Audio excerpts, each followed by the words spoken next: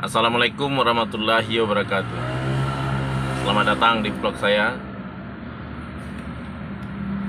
dimana di video-video saya ini mengajarkan mengaji Iqra 1 sampai Iqra 6, khusus orang-orang dewasa yang belum pandai mengaji atau belum pandai membaca Al-Quran. Tapi sekarang berhubung bulan Syaban, nah sebentar lagi kita akan masuk bulan suci Ramadan. Itu temanya saya ganti untuk sementara waktu ini. Kalau bisa nanti habis lebaran kita lanjutkan kembali tema pelajaran mengaji Iqra 1 sampai Iqra 6 itu. Yang harus saya sampaikan di bulan Ramadan ini, bulan Saban ini, untuk menempuh bulan suci Ramadan itu kita harus membersihkan diri. Untuk memasuki bulan suci Ramadan itu kita harus membersihkan diri kita. Jangan sampai kita masuk ke dalam bulan suci Ramadan itu kita itu masih kotor, belum bersih gitu maksudnya. Sebenarnya sistem atau cara beragama itu gampang, nggak sulit, nggak ribet gitu. Bahkan Allah sendiri mengatakan di dalam Al-Quran itu, jangan engkau mempersulit orang yang ingin memeluk agama Islam. Itu yang dipesankan oleh Allah di dalam Al-Quran itu kepada Nabi Muhammad. Dan kita sebagai umatnya Nabi Muhammad itu harus menyampaikan juga kepada orang lain bahwa tidak ada Islam itu pakai ribet, pakai susah, pakai rumit gitu. Jadi tidak ada. Walaupun banyak ustaz-ustaz itu, oh ini gagal, ini nggak boleh, itu batal, ya itu tergantung level tingkat pengajiannya. Kalau dia pakai level tinggi ya mungkin gitu. Tapi kalau saya di sini membicarakan tentang kajian rendah, kajian dasar agama Islam itu. Saya rasa kebetulan cuman ilmu saya hanya sampai di situ, di sini ya. Tapi itulah sebabnya saya bikin video-video ini buat kawan-kawan yang saya lihat kawan-kawan tuh sibuk mencari uang setiap hari, pagi, siang, malam, tidak sholat-sholat. Itu bulan puasa enggak puasa gitu, boro-boro mau pergi tarawih gitu, enggak tarawih, enggak sholat, enggak puasa, enggak tarawih gitu ya. Tapi enggak apa-apa, sebab di dalam Islam itu, di dalam rukun iman itu ada khoda dan khodan. Ada kesadaran dan kebaikan itu datang di awal, ada datang di akhir gitu. Ada orang ketika dia mau meninggal dunia itu, dia itu berubah menjadi baik, dia tingkah lakunya baik, sholatnya rajin, matanya terjaga, telinganya terjaga gitu. Ketemu orang mangguk gitu, kalau dulunya enggak, songong gitu. Jadi perubahan itu akan terjadi kepada diri seseorang itu suatu saat, atau mungkin belum datang itu. Jadi kita tidak boleh memvonis, wah orang itu sesat tuh, tatonya banyak, kerjanya minum, berjudi, berzina gitu. Itu tidak bisa jadi patokan kita itu lebih benar dari orang itu. Itu tidak bisa jadi patokan, tidak bisa jadi ukuran gitu. Apabila seorang yang melakukan perbuatan dosa yang banyak itu dan kemudian dia bertobat kepada Allah, menangis dia karena kesalahannya itu, besoknya dia meninggal dunia. Nah, maka ketulusan dan keikhlasan dia meminta ampun kepada Allah atas dosanya itu, itulah yang dinilai oleh Allah, bukan kesalahannya yang berpuluh-puluh tahun itu. Nah, jadi kalau kita belum bisa untuk berlaku tulus dan ikhlas untuk beribadah kepada Allah itu, ya kita terus berusaha untuk melakukan ketulusan dan keikhlasan itu, khususnya di dalam sholat. Ya sholat itu kan orang, ya kalau orang nggak kerja mungkin ya sholatnya 5 waktunya itu bisa full gitu. Atau mungkin dia itu hidup di lingkungan pesantren, nah itu bisa sholat waktunya terjaga, sholat duha, sholat tahajud, dan sholat sunat-sunat lainnya.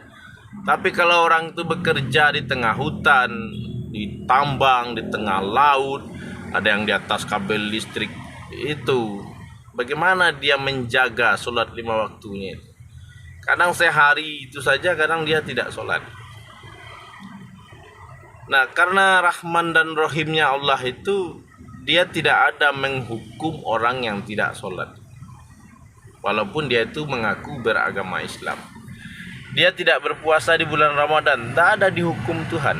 Dia berzina, berjudi, melakukan sesuatu yang dilarang oleh Allah, tidak ada dia dihukum oleh Tuhan. Tuhan itu Maha Pengasih dan Maha Penyayang. Nah, cuman kita harus berusaha untuk menerbitkan kesadaran kita itu akan diri kita sendiri, bahwa kita ini tidak pernah luput dari kasih sayangnya Allah itu. Setiap hari, setiap waktu, setiap detik, setiap menit, bahkan di dalam tidur pun kita diberikan Allah itu oksigen ke dalam hidung mulut kita ini, sehingga kita bisa tertidur dalam tidur yang nyenyak.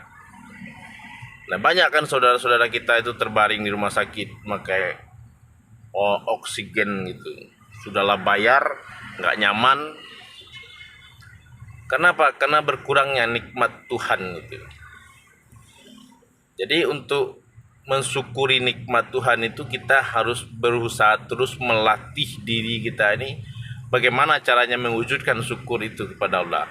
Ya kalau tidak pernah sholat, ya berusahalah untuk sholat minimal sekali sehari. Kalau tidak berpuasa tahun kemarin, usahakan tahun ini puasa. Kalau tidak full, ya berapa sanggupnya. Namanya kita ini hidup berjuang.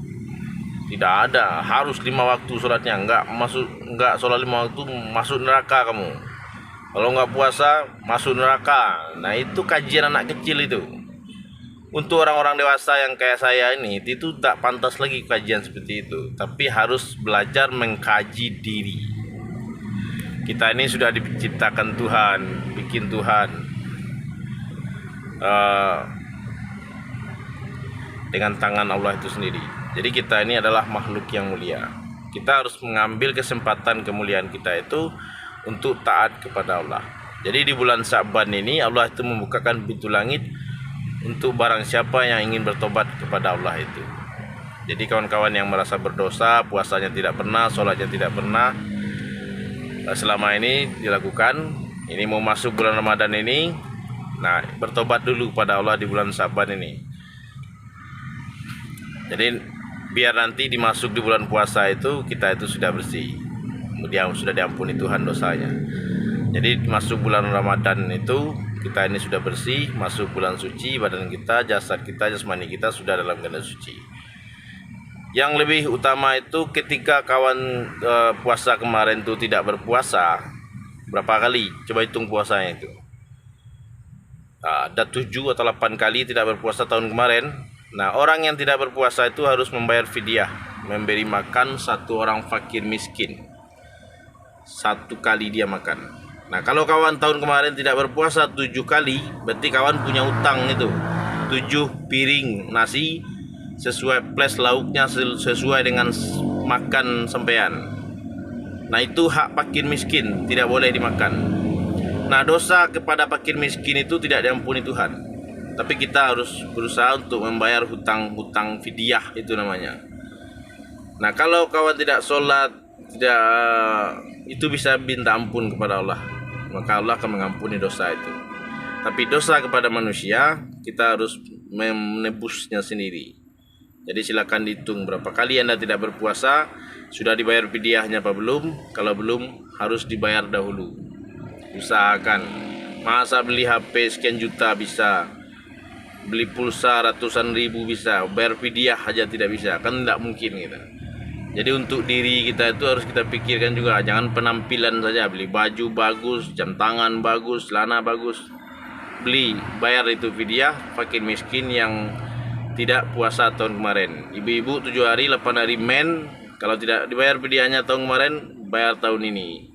Jadi masuk bulan Ramadan itu sudah bersih dan suci. Oke. Terima kasih atas waktunya. Assalamualaikum warahmatullahi wabarakatuh.